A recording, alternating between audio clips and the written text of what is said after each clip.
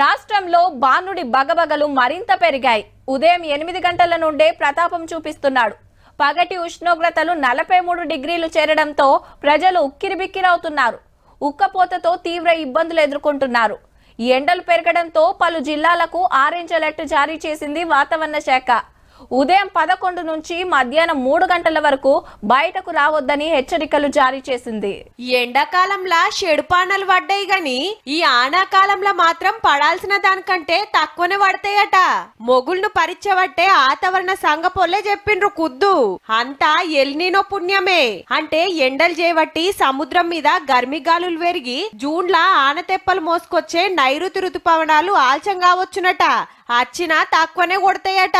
September దాకా గిదే పరిస్థితి ఉండొచ్చని చెప్తున్నారు. అయితే నిరుడు మేలనే శినుకులు రాల్తే కాలం ముందుగానే అయ్యిందని మురిసిండ్రు, ఇత్తులు పెట్టిండ్రు. కానీ అటెన్క పత్తాకు లేవు. జూన్ నెల మొత్తం ముత్తదే అయ్యింది. జూలైలా మళ్ళా అందుకుంటే జరంత ఆల్చమైన మంచిగానే పడ్డాయి. ప్రాజెక్టులు షెర్లు కుంటలు నిండితే వ్యవసాయానికి నీళ్ల తిప్పలు తప్పింది. కానీ ఈ కిత్త తక్కువనే పడతాయని పట్టిరి. ఇష్టం వచ్చినట్టు చెట్లు జలుగుడు, గుట్టలు మింగుడు, చెరువులు కూడుపుడు, ప్రకృతిని ఆగం చేసి పచ్చదనం ఖరాబ్ చేస్తుంటే పతేడు ఎండలు వెరగబట్టే భూమి తుక ఉడకబట్టే. గందుకే కాలం వెనుక ముందైతుంది. ఆనలు ఆల్చమవుడో లేదంటే తక్కువ పడుడో కాబట్టే.